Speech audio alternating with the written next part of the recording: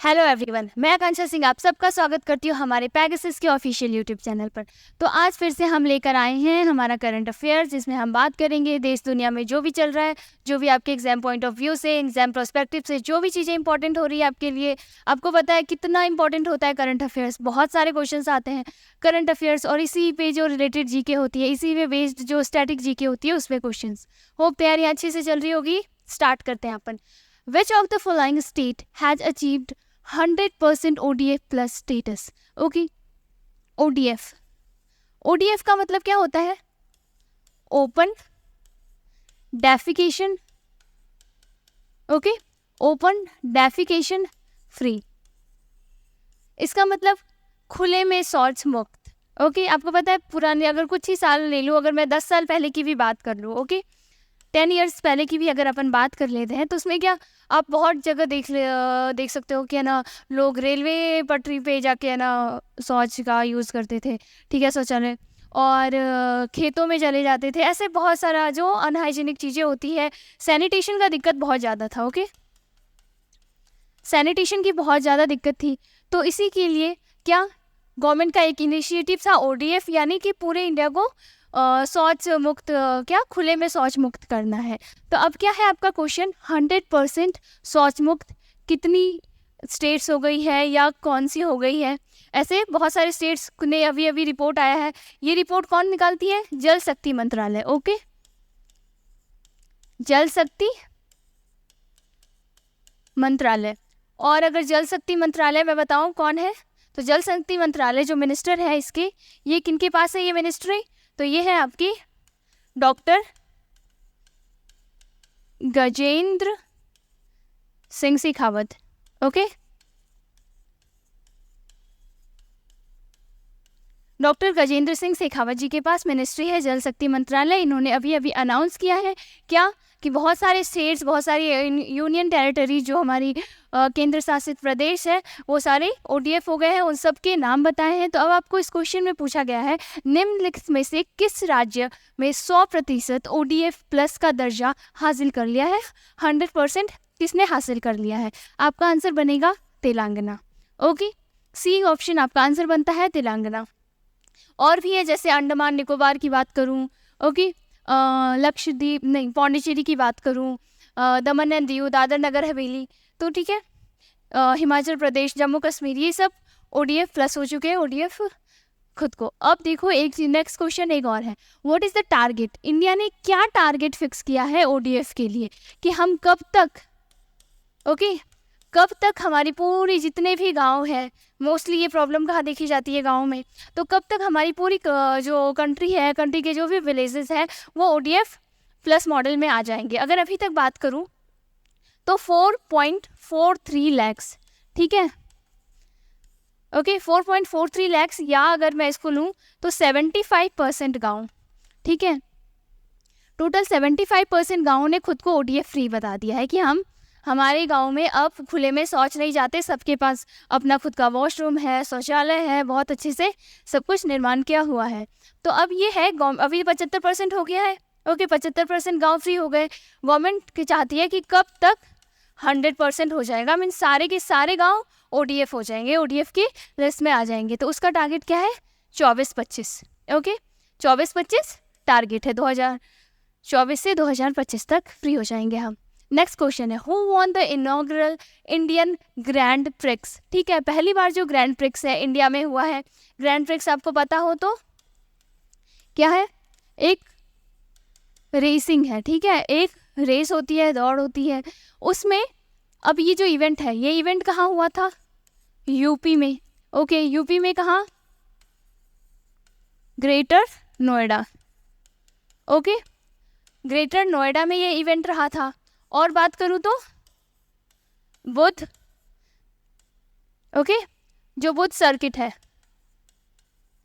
Buddha circuit में ये event रहा था। और इस इवेंट का इनॉग्रेशन मीन्स ये इवेंट को फ्लैग किसने दिखाया था? होता है ना, कोई भी इवेंट होता है उसको हरी झंडी दिखाते हैं, है ना।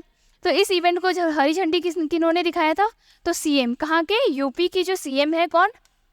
योगी आदित्यनाथ जी, उन्होंने इसको हरी झंडी दिखाई थी। अब CM की बात हो रही है, CM सबको पता है, योगी जी को कौन नहीं जानता, है ना।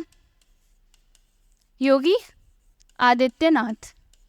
ओके, ये सीएम है। क्वेश्चन कभी कभी राज्यपाल का पूछ लिया जाता है आपसे कि गवर्नर कौन है। ओके, गवर्नर कौन है कहाँ के, यूपी के, आपसे क्वेश्चन पूछा जा सकता है। तो Anandi Ben Patel. Okay, Anandi Ben Patel जो है वो कहाँ की है, गवर्नर है, कहाँ की, यूपी की। और ये बहुत, देखो कुछ नाम है जो बहुत इंपॉर्टेंट होते हैं, तो उनमें से एक है आनंदी बेन पटेल, तो आप ये याद रखेंगे। नेक्स्ट चलते हैं, विच of the following is the highest ever capital. Okay, हमने बात की, अच्छा क्वेश्चन रह गया। क्वेश्चन में क्या था कि ये जीता किन्होंने है। ओके, किन्होंने जीता है, तो मार्को बेचेजी। ओके, सी ऑप्शन आपका आंसर बनेगा, मार्को बेचेजी। ओके, नेक्स्ट आगे चलते हैं। Okay, which of the following is the highest ever capital expenditure in the history of India allocated in the union budget 2023-24। क्या बात की जा रही है कि जो यूनियन बजट 23-24 जो है उसमें सबसे हाईएस्ट, अब तक का सबसे बड़ा अमाउंट, ठीक है, सबसे बड़ा अमाउंट जो है क्या दिया गया है, 10 लाख करोड़, 9 लाख करोड़, 8, 7, 6 लाख करोड़, ठीक है, क्यों क्या दिया गया है। केंद्रीय बजट जो 23-24 में जो बजट कौन पेश करता है, हमारे finance minister. Okay, finance minister, वित्त मंत्रालय करता है, और हमारी फाइनेंस मिनिस्टर फिलहाल कौन है, निर्मला सीतारमन। ओके, निर्मला सीतारमन, ये हमारी अभी फिलहाल फाइनेंस मिनिस्टर है। अब बात करते हैं कि केंद्रीय बजट 23-24 में आवंटित भारत के इतिहास में निम्नलिखित में से कौन सा अब तक का सबसे अधिक पूंजीगत व्यय है। ओके, सबसे बड़ा अमाउंट क्या एलोकेट किया गया है, तो आपका आंसर बनेगा 10 लाख करोड़। ओके, ऑप्शन क्या है, 10 लाख करोड़। ये किस लिए दिया गया है, ये अमाउंट किस लिए एलोकेट हुआ है, तो ये हुआ है इंफ्रास्ट्रक्चर के लिए। ओके, इंफ्रास्ट्रक्चर के लिए।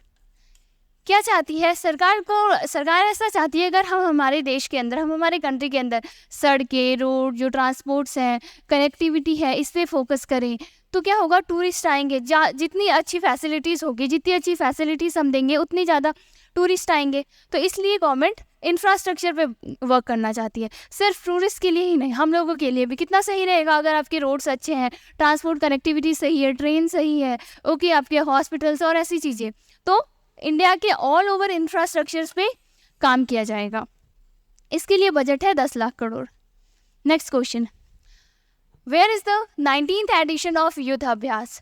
युद्ध अभ्यास क्या है, मिलिट्री एक्सरसाइज है। ओके, बिगिन हेल्ड, कहाँ पे युद्ध अभ्यास हुआ, युद्ध अभ्यास का 19वां संस्करण कहाँ आयोजित किया जा रहा है। ओके, युद्ध अभ्यास, अगर मैं बात करूँ मिलिट्री एक्सरसाइजेज की, तो क्या होता है, बहुत सारी मिलिट्री एक्सरसाइजेज है। जैसे इंडिया अलग अलग अपने जो नेबरिंग कंट्रीज़ है, या जो भी उनकी कंट्रीज़ है जिसके साथ इंडिया की फ्रेंडशिप है, तो उसके साथ क्या करती है, इंडिया की एक्सरसाइज करती है मिलिट्रीज़ की, यानी वॉर के लिए रेडी होती है, आगे जो भी युद्ध होंगे उसके लिए रेडी होती है, या ड्रिल्स होते हैं वैसे। तो अगर मैं बात करूँ युद्ध अभ्यास की, तो युद्ध अभ्यास किसके साथ होता है, यूएस के साथ। इंडिया का यूएस के साथ और भी एक्सरसाइजेज होते हैं, कौन से, जैसे कि वज्र प्रहार। ओके, वज्र प्रहार होता है। Next, cope India. Okay, cope India, ये सब, ये जो युद्ध अभ्यास है ये कहाँ हुआ था, अगर इस बार का मैं डेस्टिनेशन बताऊं तो ये कहाँ पे हुआ था, तो अलास्का में। Okay, Alaska, US. ओके, पूछा जा सकता है आपसे लोकेशन, वेन्यू जो है ये एक्सरसाइज कहाँ रही थी, उसकी वेन्यू, उसका स्थान आपसे पूछा जा सकता है, याद रखना कहाँ हुआ था, अलास्का में। ओके, अलास्का में हुआ था, इंपॉर्टेंट है। वज्र प्रहार हमने देख लिया, कोप इंडिया हमने देख लिया, किसके साथ होता है, यूएस के साथ। अगर वही मैं बात करूँ, 2-3 और बहुत इंपॉर्टेंट है, जैसे कि Varuna. Okay, Varuna. Next, Garuda. Okay, ये वरुण और गरुड़ है, ये किसके साथ होता है, फ्रांस के और इंडिया का। ओके, फ्रांस और इंडिया का क्या होता है, वरुण और गरुड़। ऐसे बहुत सारे एक्सरसाइज होते हैं। अगर मैं बात करूं मैत्री की, तो इंडिया की जो मैत्री है, ओके, मैत्री है, ये एक्सरसाइज किसके साथ होती है, इंडिया की,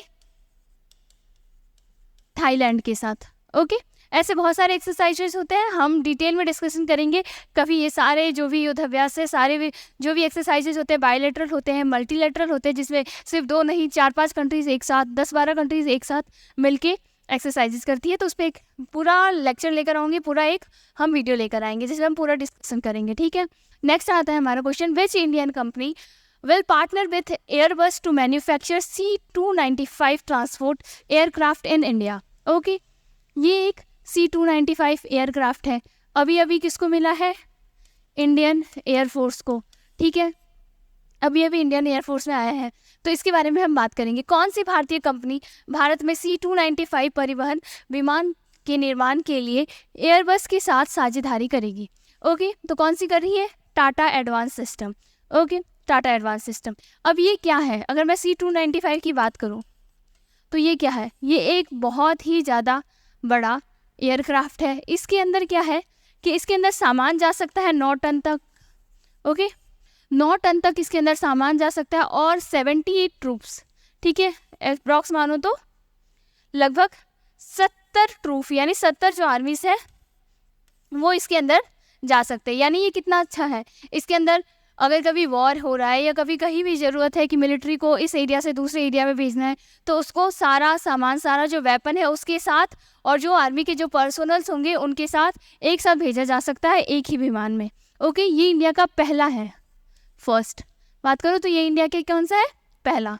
ओके, नेक्स्ट एयरबस और टाटा इनके साझेदारी से है। Okay, where will the Bharat drone Shakti, okay, Bharat drone Shakti 2023 exhibition भी इनॉग्रेटेड। भारत ड्रोन शक्ति जो एग्जीबिशन है वो कहाँ हुआ है? ठीक है, प्रदर्शनी का उद्घाटन कहाँ किया जाएगा? कहाँ किया गया है? ओके, अगर बात करूँ तो ये किन्होंने किया था? तो हमारे जो डिफेंस मिनिस्टर हैं, डिफेंस मिनिस्टर, आपके डिफेंस मिनिस्टर कौन है? राजनाथ सिंह। ओके, राजनाथ सिंह, ठीक है, ये हमारे कौन है? Defence minister. इन्होंने इनोग्रेशन किया था। साथ ही साथ अभी जो हमने लास्ट स्लाइड में पढ़ी, क्या पढ़ी? C295 के बारे में। ओके, वो भी राजनाथ सिंह जी ने ही एयरबेस में किनको दिया? IAF को, इंडियन एयरफोर्स को उन्होंने फॉरवर्ड किया। ओके, तो बात क्या कर रहे हैं हम लोग? ये जो ड्रोन शक्ति है इसका इनोग्रेशन किन्होंने किया है? तो किन्होंने किया है? राजनाथ सिंह ने, जो डिफेंस मिनिस्टर है।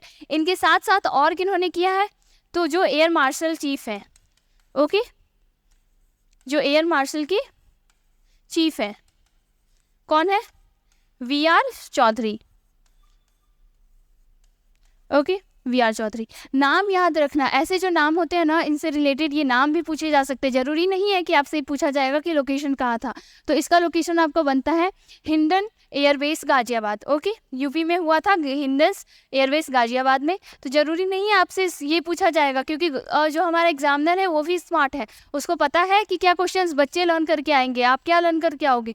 वो पूछ लेता है राजनाथ सिंह के अलावा और कौन थे वहाँ पे, तो आपको बताना होगा एयर मार्शल थे हमारे। ओके, ये चीज़ें ध्यान रखना। Which of the following airport in Arunachal Pradesh has not been developed under the UDAN? UDAN scheme की बात करूँ तो उड़ान क्या है? उड़े देश का आम नागरिक। गवर्नमेंट चाहती थी सारी जितनी भी रीजनल, ओके,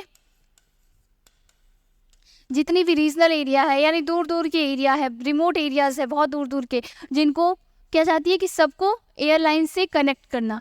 ये इसका मेन मोटो था। और क्या है मेन मोटो? कि उड़े देश का आम नागरिक, यानी जो एयरपोर्ट फैसिलिटीज़ है वो इतनी चीप हो जाए, इतनी सस्ती हो जाए कि देश का आम नागरिक भी इसको यूज़ कर सके। ओके, तो अब पूछा जा रहा है कि इनमें से कौन सा है एयरपोर्ट जो कि उड़ान स्कीम के अंदर में नहीं बना है? तो इसके अंदर क्या बहुत सारे, बहुत ही, ठीक है, इंडिया में 70+ पहले है ना, 70+ ही एयरपोर्ट्स थे, अब 100 से ज़्यादा हो गए हैं, 150 से ज़्यादा हो गए हैं। ओके, ये सब क्यों हो रहे हैं? उड़ान स्कीम के अंदर। तो अब बात करें तो इनमें से कौन सा जो एयरपोर्ट है वो उड़ान स्कीम के अंदर नहीं बना है? तो हम बात करें तो डोन्यो पोलो हवाई अड्डा ये बना है, ठीक है, पासीघाट हवाई अड्डा ये भी बना है, तीजू हवाई अड्डा ये भी बना है, ओके, ज़ीरो हवाई अड्डा ये भी बना है, यानी कि ऑल ऑफ द अबव। ये सारे के सारे हमारे उड़ान में ही बने हैं। Okay, next question, what is the target growth rate for Apple? Apple आपको पता है, ठीक है, एप्पल इंडिया में इन्वेस्ट कर रहा है। अब क्वेश्चन क्या है, production in India over the next 4.5 years. क्या एप्पल ने क्या टारगेट रख रखा है कि नेक्स्ट 4.5 ईयर्स में क्या टारगेट रहेगा, वो कितना ग्रोथ कर लेगा, ठीक है। इससे बात करें तो अभी लास्ट ईयर 7 बिलियन का प्रोडक्शन रहा था, आपको पता है। अभी आईफोन 15 लॉन्च हुआ है, अगर आपने है ना सोशल मीडियाज और यूज़ किए होंगे, एप्पल के जो शोरूम्स है, एप्पल के जो भी आउटलेट्स हैं, उसके बाहर लंबी लंबी कतारों में लाइन लगी हुई थी, है ना, लंबी लंबी लाइनें लगी हुई थी आईफोन 15 को ख़रीदने के लिए। लॉन्च हुआ अगले दिन। तो एप्पल ने क्या एस्टिमेट किया है कि अभी 7 बिलियन है तो लगभग 500% बढ़ा देंगे, ठीक है। आने वाले 4-5 सालों में 500% इंक्रीज कर देंगे। क्या टारगेट है? 40 बिलियन का। ओके, 40 बिलियन इतना हम बढ़ा देंगे। तो आपका आंसर क्या बनेगा? 500%। कितना एस्टिमेट कर रहा है Apple? 500%। Okay, which of the following is not a की फीचर ऑफ प्रधानमंत्री जन धन योजना? प्रधानमंत्री जन धन योजना की बात करूँ तो ये लॉन्च कब हुआ था? 28 अगस्त 2014 को। ओके, 28 अगस्त 2014 को लॉन्च हुआ था। किन्होंने किया था? हमारे माननीय प्रधानमंत्री जी ने। ओके, प्रधानमंत्री जी ने इसको लॉन्च किया था। और क्या चाहते थे इसके अंदर, गवर्नमेंट की इनिशिएटिव क्या थी? अगर 2014 तक की बात करूँ तो उस समय तक हर किसी के पास खाता नहीं था। ओके, हर किसी की बैंक में अकाउंट्स नहीं थे। तो इसलिए गवर्नमेंट चाहती थी जो भी जिनके पास ये बैंक अकाउंट्स नहीं है, ठीक है, उन सबको सबसे पहले तो बैंक अकाउंट प्रोवाइड कर दो, हर किसी को। ओके, और क्या रखा था? जीरो बैलेंस पे अकाउंट्स ओपन कर दो।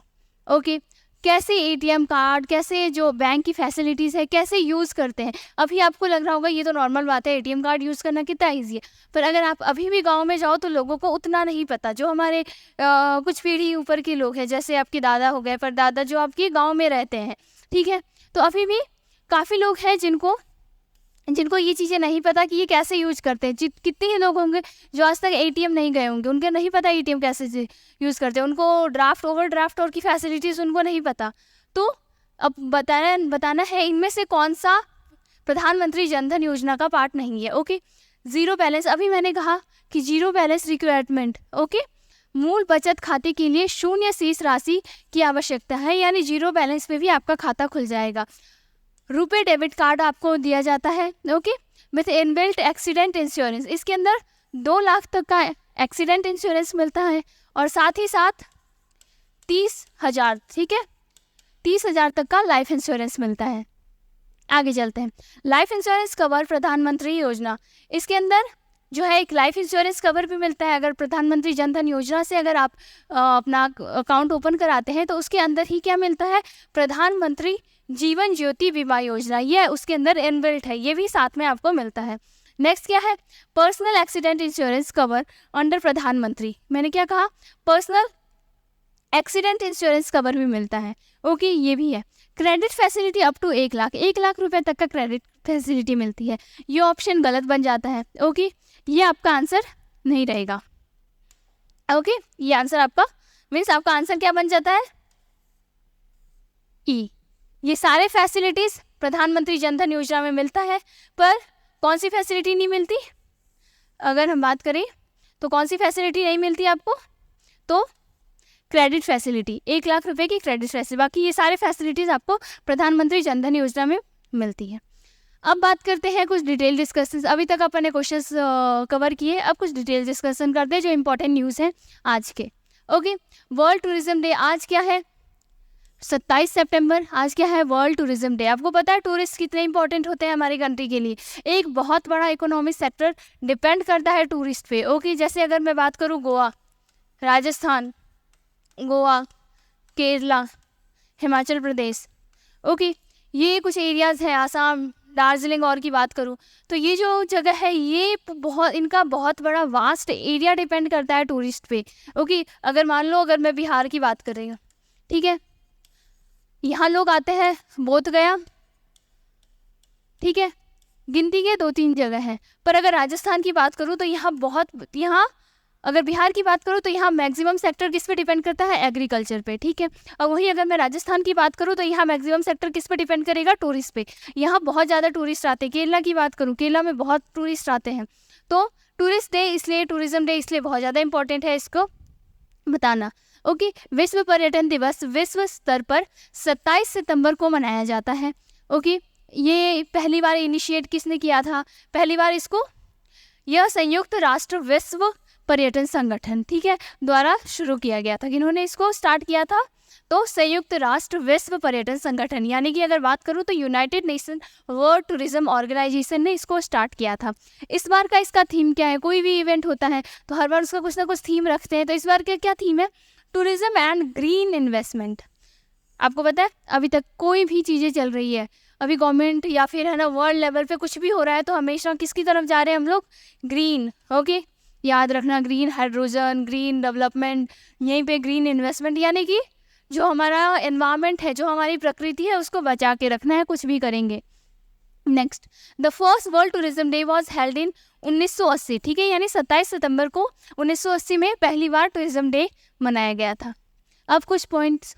ओके, फाउंड कब हुआ था, ये कब फाउंड हुआ था, 1946 को स्थापना कब हुई थी, 1946। इसके हेडक्वार्टर कहाँ है, अगर वर्ल्ड टूरिज्म जो ऑर्गेनाइजेशन है इसका हेडक्वार्टर कहाँ है, मैड्रिड, स्पेन। आपको पता है स्पेन बहुत अच्छी घूमने की जगह है, एक मूवी भी आई थी, कौन सी, जिंदगी ना मिलेगी दोबारा, ठीक है, उसमें सारे फ्रेंड्स कहाँ जाते हैं, स्पेन घूमने जाते हैं, टोमाटीना खेलते हैं, ठीक है, वही स्पेन।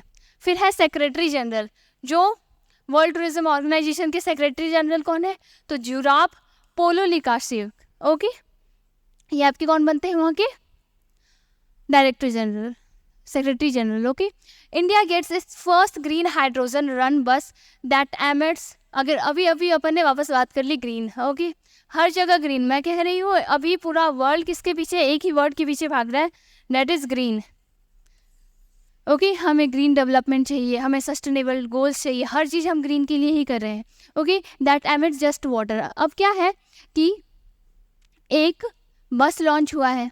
ओके, कौन सा बस है, पहला, इंडिया का पहला ग्रीन हाइड्रोजन पे जो बस रन करेगा, यानी ग्रीन हाइड्रोजन पे बेस्ड बस। ये क्या करेगी, इलेक्ट्रोलाइसिस प्रोसेस होता है। ओके, इलेक्ट्रोलाइसिस प्रोसेस, इसके अंदर क्या होगा, पानी है, पानी के अंदर ऐसे इलेक्ट्रिसिटी होता है, उसको डाल के कुछ आयंस बनते हैं, उस आयन से एनर्जी बनती है और उस एनर्जी से ये बस चलेगी। ओके, इतना जान लो आप। पॉइंट ऑफ एग्जाम्स के हिसाब से क्या इंपॉर्टेंट है, वो 25 सितंबर 2023 को इंडियन ऑयल कॉरपोरेशन, ठीक है, इंडियन ऑयल कॉरपोरेशन ने देश को पहली ग्रीन हाइड्रोजन संचालित बस दिया है। इंडियन ऑयल कॉरपोरेशन ने पहली बस दी है, ठीक है। ये अनावरण करके स्वच्छ ऊर्जा, आपको पता है ग्रीन हाइड्रोजन, क्यों हम काम कर रहे हैं ग्रीन हाइड्रोजन पे, ताकि जो हमारा वर्ल्ड है वो और टाइम तक सेफ रहे। पता है कितना पॉल्यूशन हो रहा है, डेली अगर बात करोगे पॉल्यूशन हो रहा है, पॉल्यूशन की वजह से बीमारियाँ हो रही है, लोगों को अस्थमा हो रहा है। ओके, अगर दिल्ली में जाओ तो दिल्ली पॉल्यूशन में सबसे टॉप नंबर पे आता है, वर्ल्ड में टॉप नंबर सिटी पे दिल्ली आता है, इतना ज़्यादा पॉल्यूशन है वहाँ, तो इसी पे काम कर रहे हैं। Okay, IOC is leading, IOC क्या है, इंडियन ऑयल कॉरपोरेशन है, ये एक leading chairs harnessing the power of green hydrogen, ये ग्रीन हाइड्रोजन ही प्रोड्यूस करेगा। ओके, किस प्रोसेस से, द इलेक्ट्रोलाइसिस, अभी मैंने बताया कि इलेक्ट्रोलाइसिस प्रोसेस से वाटर को यूज़ करके वाटर में आयंस डेवलप होंगे। ओके, तो ये था हमारा पहला क्या, ग्रीन हाइड्रोजन पे बेस्ड एक बस। ओके, नेक्स्ट चलते, Maruti Suzuki partner with Indian Navy for north east outreach programme, ठीक है, पूर्वोत्तर आउटरीच, याद रखना कहाँ, पूर्वोत्तर, अरुणाचल प्रदेश पता है पूर्वोत्तर में है। कार्यक्रम के लिए मारुति सुजुकी ने भारतीय नौसेना के साथ साझेदारी की है। किसने, मारुति सुजुकी और भारतीय नौसेना। ओके, इन दोनों ने एक डील करी है, एक डीलशिप हुई है। इसके अंदर क्या है, एक आईएनएस है, INS Shivaji. Okay, INS Shivaji, इसमें क्या होगा कि जो इन दोनों की डील हुई है, इस डील के अंदर क्या है, और साथ साथ ही मारुति के कुछ कारें हैं, एसयूवी है और जिमनी है, ठीक है, तो वो पार्ट लेंगे। और नौसेना की तरफ से कौन, आईएनएस शिवाजी पार्ट लेगी। ओके, इसमें क्या है कि दोनों का एक इनिशिएटिव है, इसमें जो पूर्वोत्तर अरुणाचल प्रदेश और टाइप की जगह के जो लोग हैं, जो यूथ है, उनको बताया जाएगा शिवाजी जो INS है इसके अंदर लेकर जाया जाएगा, पूरा डिटेल बताया जाएगा कि कैसे इंडियन नेवी वर्क करती है, और इंडियन नेवी के प्रति वो भावना जगाएंगे ताकि जो लोग हैं इंडियन नेवी को ज्वाइन करना चाहें, ऐसा इनिशिएटिव है। ओके, बात करते हैं मारुति सुजुकी। ओके, जो इंडिया की जो मारुति सुजुकी है, the leading automobile manufacturer in the country has teemed up with Indian navy. किसके साथ? इंडियन नेवी और मारुति सुजुकी जो इंडिया है, इन दोनों ने पार्टनरशिप किया है। ओके, नेक्स्ट किस लिए किया है? अभी हमने बात किया रोजगार के अवसर बढ़ाने के लिए, for creating awareness about the career opportunities. अभी मैंने बताया आपको रोजगार के लिए जो करियर अपॉर्चुनिटीज है उसके लिए, किसमें? नॉर्थ ईस्टर्न इंडिया, यानी कि जो नॉर्थ ईस्टर्न इंडिया है उस ईस्ट के साइड वाले में। ओके, थ्रो खामेरी मो सिक्किम, ये एक इनिशिएटिव है। इसके अंदर अरुणाचल प्रदेश, सिक्किम और जो भी ईस्ट के जो एरियाज हैं, ओके, वो पूरा एरिया कवर होगा। जो ईस्ट साइड में जो एरियाज है वो सारा कुछ कवर होगा। Okay, the main goal is to educate, क्या है? एजुकेट करना, to inspire young individuals about diverse opportunities in Indian Navy. Indian Navy को ज्वाइन करने के लिए बताया जाएगा कि इंडियन नेवी में कितने सारे अलग अलग अपॉर्चुनिटीज़ हैं, आप किन किन चीज़ों को ज्वाइन कर सकते हैं, इसके बारे में बताया जाएगा। ओके, होप सेशन अच्छा लग रहा हो तो लाइक करना। नेक्स्ट चलते हैं, इंडियाज़ फर्स्ट C-295। अभी हमने बात करी है C-295 की। ये एयरक्राफ्ट इंडियन एयरफोर्स को फाइनली दे दिया गया है। कहाँ दिया गया था? अभी हमने बात करी थी, कहाँ? गाजियाबाद में। ओके, गाजियाबाद में दिया गया था। ओके, तो formally introduce to Indian air force, Bharatiya Vayusena में शामिल हुआ C-295। और किन्होंने किया है? अभी हमने बात करी थी राजनाथ सिंह ने, हमारे जो डिफेंस मिनिस्टर है राजनाथ सिंह, उन्होंने। Okay, defence minister Rajnath Singh formally inducted the first C-295 medium tactical transport aircraft. मैंने क्या कहा, बताया था अभी आपको कि ये एक ट्रांसपोर्ट एयरक्राफ्ट है। इसके अंदर बहुत ऑफ टन्स ऑफ हम सामान भेज सकते हैं, जो वेपन होते हैं, जो मिलिट्री आर्म्स होते हैं, पता है, गन जो भी है, मशीन गन्स, ग्रेनेड और जो भी चीज़ें यूज़ आती है, खाने पीने का भी सामान, ठीक है, ये सारा इसके अंदर जा सकता है। साथ ही साथ इसके अंदर जो मिलिट्री ट्रूप है वो भी जा सकते हैं। भारतीय वायुसेना में पहली C-20 ट्रांसपोर्ट एयरक्राफ्ट औपचारिक तौर पर वायुसेना में शामिल कर लिया गया है। किन्होंने किया है? रक्षा मंत्री राजनाथ सिंह ने। ओके, और ये कहाँ किया गया है? गाजियाबाद के Hindon airbase. Okay, location important है, याद रखना, गाजियाबाद के हिंडन एयरबेस। और सिर्फ रक्षा मंत्री राजनाथ सिंह जी ने नहीं, एक और इनके साथ कौन थे? एयर चीफ मार्शल, अभी हमने डिस्कस किया था इनके बारे में। ओके, कौन है? VR चौधरी। ओके, ये इन दोनों ने मिलके ये इवेंट अटेंड किया था। Next, the first C-295 medium tactical transport aircraft Indian air force को दे दिया गया है। ओके, ये विमान क्या है? आत्मनिर्भर भारत। ओके, हम जानते हैं आत्मनिर्भर भारत पे भी काम कर रहे हैं। मोदी जी ने कहा था आत्मनिर्भर बनो, आत्मनिर्भर बनोगे तभी कंट्री डेवलप करेगा। ओके, तो उसी पे ये बेस्ड है। Okay, this landmark event took place, कहाँ पे हुआ? इन द प्रेजेंस ऑफ, अभी हमने बात की air chief marshal VR Chaudhari. जो VR चौधरी जी हैं उनके साथ में भी हुआ इवेंट को। किन्होंने अटेंड किया? राजनाथ सिंह जी ने और VR चौधरी जी ने। एंड टॉप मिलिट्री ऑफिसर्स, और मिलिट्री में जो टॉप ऑफिसर्स हैं, जो टॉप ऑफिसर्स हैं उनके साथ। कहाँ? गाजियाबाद में ये इवेंट रहा है आपके। इंक्लूडिंग ट्रूप्स एंड कार्गोज, अभी मैंने कहा मिलिट्री ट्रूप्स भी इसके अंदर हो सकते हैं, कार्गो ट्रांसपोर्ट वाला सारा काम इसके अंदर होगा। हर एक चीज़ एक जगह से दूसरी जगह भेजी जा सकती है जहाँ भी ज़रूरत होगी। ओके, वो भी एक साथ में। ओके, अब आगे बात करते हैं। ये विमान आत्मनिर्भर भारत की पहचान बनने जा रहा है, आत्मनिर्भर भारत का ही ये पार्ट है। ठीक है, अभी तक इस विमान को कंपनी एयरबस बनाती थी। ओके, अब क्या है? इसके अंदर मेड इन इंडिया वाला वही जाएगा, मेड इन इंडिया। अब क्या है? इसके अंदर सरकार ने 2 साल पहले 21,935 करोड़ ऐसे विमान बनाने का डील किया था। ओके, कितने का डील किया था? 21,935 करोड़ का डील किया था। नेक्स्ट इमेज आप देख सकते हो, वहीदा रहमान जी को इनको नॉमिनेट किया गया है, नॉमिनेट या फाइनली अब डिक्लेयर कर दिया गया है कि इनको क्या मिलेगा? दादा साहेब फाल्के अवार्ड। दादा Saheb Phalke lifetime achievement जो अवार्ड होता है, ये खास करके मतलब फिल्मों में मिलता है, और उनको मिलता है जिन्होंने अपनी पूरी लाइफ ही सिनेमा जगत को समर्पित कर दिया है। ओके, यही बात करते हैं। वहीदा रहमान को मिलेगा Dada Saheb Phalke lifetime achievement award. इनकी पहले अगर बात करूँ तो इनको मिल चुका है, बहुत सारे लोगों को मिल चुका है। कुछ एग्जाम्पल्स अगर अपन माने तो अमिताभ बच्चन को मिला है, दिलीप कुमार, देवानंद, आशा पारेख, रजनीकांत, ठीक है, ऐसे ही बहुत सारे हैं, तो उन सबको मिल चुका है। ऑन September 26, 27 सितंबर को यूनियन मिनिस्टर कौन है हमारे? Union minister of information and broadcasting, याद रखना। ओके, ये क्वेश्चंस आते हैं, कभी भी आपसे पूछे चले जाएंगे। ओके, कि जो यूनियन मिनिस्टर है आपके ब्रॉडकास्टिंग के और इंफॉर्मेशन के, ये कौन है? अनुराग ठाकुर। ओके, नाम, मिनिस्ट्री और उनके नाम याद रखना, इंपॉर्टेंट क्वेश्चंस बनते हैं। उन्होंने क्या कहा है? That seasoned accomplished actor Waheeda Rehman will be the honoured with the prestigious Dada Saheb Phalke lifetime achievement award of India. Okay, इनको दादा साहेब फाल्के अवार्ड दिया जाएगा। यही है न्यूज 26 सितंबर को, जो केंद्रीय सूचना और प्रसारण मंत्री हैं अनुराग ठाकुर ने बताया कि दादा साहेब फाल्के अवार्ड दिया जाएगा वहीदा रहमान जी को। ओके, अब कुछ इनकी इम्पॉर्टेंट मूवीज़ जो बहुत खास मूवी है, जो लोगों के अंदर रह गई है, जो लोगों को बहुत पसंद आई है, कौन कौन सी मूवीज है? प्यासा, CID गाइड, कागज के फूल, खामोशी और त्रिशूल, ठीक है, ये इनकी सबसे हिट मूवीज़ रही है, सबसे अच्छी मूवीज़ जो लोगों को बहुत पसंद आई है। ओके, ये मूवीज़ में इन्होंने काम किया है, बहुत सारी मूवीज़। अगर अभी जैसे इसकी बात करूँ तो दिल्ली 6, ठीक है, दिल्ली 6 में आपने देखा होगा ससुराल गेंदा फूल जो गाना है, उसके अंदर भी थी ये। ओके, वहीदा रहमान को पद्मश्री भी मिल चुका है और पद्म भूषण भी मिल चुका है। पद्मश्री कब मिला था? 1972 में, और 2011 में इनको पद्म भूषण मिला है। ओके, ये चीज़ें आपकी इंपॉर्टेंट बनती है। नेक्स्ट, एक और अभिनेत्री, कौन? कटरीना कैफ। इनको क्या किया है?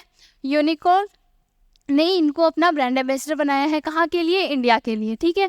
कटरीना कैफ बनी यूनिक्लो इंडिया की ब्रांड एम्बेसडर, और ये पहली इंडियन है। ओके, इसके पहले कोई भी इंडियन यूनिक्लो की ब्रांड एम्बेसडर नहीं बनी है इंडिया में। ओके, इंडिया की कोई भी नहीं बनी है। अगर ऐसे ही बात करूँ तो लुई विटॉन, ठीक है, लुई विटॉन की भी पहली इंडियन ब्रांड एम्बेसडर कौन है? आप मुझे कमेंट सेक्शन में बताएंगे इसका आंसर, ठीक है। लुई विटॉन की पहली कौन है? आगे बात करते हैं। ये क्या है? अगर मैं बात करूँ यूनिक्लो क्या है, तो ये एक जापानीज क्लोथिंग जायंट है, कपड़े बनाती है, कपड़े बनाने की कंपनी है। आप देख सकते हो जैकेट पहन रखा है, ठीक है, एक जैकेट की कंपनी है। कटरीना कैफ को साइन किया गया है first brand ambassador in India, India की पहली ब्रांड एम्बेसडर बनी है। ओके, यही बात है। आगे अगर अभी हम ब्रांड एम्बेसडर्स की बात करें तो कुछ इंपॉर्टेंट देख लेते हैं। कुछ चीज़ें इंपॉर्टेंट होती है, ब्रांड एम्बेसडर बहुत इंपॉर्टेंट होते हैं, क्वेश्चन पूछे जा सकते हैं आपके एग्जाम्स में। जैसे कि ICC वर्ल्ड कप 2023, ठीक है, इसके लिए ब्रांड एम्बेसडर किसको बनाया गया है? शाहरुख खान जी को, ठीक है। शाहरुख खान अभिनेता, अभी आई थी जवान, 1000 करोड़ का बिजनेस कर रहा है इसने world wide. Okay, next, brand ambassador for एसिक India private limited, ठीक है, एसिस इंडिया प्राइवेट लिमिटेड। ओके, इसकी कौन है? एक्ट्रेस श्रद्धा कपूर। इसकी ब्रांड एम्बेसडर कौन है? किसकी? एसिस की ब्रांड एम्बेसडर कौन है? श्रद्धा कपूर। ऐसे छोटे में नाम याद रखना। ओके, और बात करते हैं brand ambassador for sports utility vehicle, जो हुंडई मोटर है। ओके, स्पोर्ट्स यूटिलिटी व्हीकल्स और हुंडई मोटर, इतना याद कर लो। कौन है इसकी? हार्दिक पांड्या, ठीक है, क्रिकेटर हैं, सब जानते हैं। नेक्स्ट है smile ambassador. Okay, oral hygienic campaign जो महाराष्ट्र चला रही है, महाराष्ट्र गवर्नमेंट जो ओरल हाइजीनिक कैंपेन चला रही है, यानी स्माइल, दांत है ना, साफ सुथरे दांत, अच्छी स्माइल, इसके लिए किनको बनाया गया है? सचिन तेंदुलकर जी को। ओके, सचिन तेंदुलकर की देखिए कितनी अच्छी स्माइल है, उसके लिए। Okay, brand ambassador for smart LEDs, अगर मैं ऐसे बात करूँ तो जेब्रॉनिक। ओके, इतना याद रखो, जेब्रॉनिक में किसको बनाया गया है? ऋतिक रोशन को। ये क्या है? जो भी स्मार्ट ऑडियो सिस्टम है, LEDs है, ये जो एक्सेसरीज अपन डेली यूज़ करते हैं, स्मार्ट LEDs टाइप एक्सेसरीज होती है जो अपन डेली लाइफ में यूज़ करते हैं, उसके लिए किनको बनाया गया है? ऋतिक रोशन। ओके, नेक्स्ट बात करते हैं हम लोग रैंगलर। ओके, रैंगलर की जीन्स पहनी है, कपड़े होते हैं ना रैंगलर के। रैंगलर के लिए इंडिया में कौन है? स्मृति मंधाना। कौन है ये? इंडियन क्रिकेट टीम की कैप्टन है, वुमेन की। ओके, नेक्स्ट है brand ambassador for Eco tank.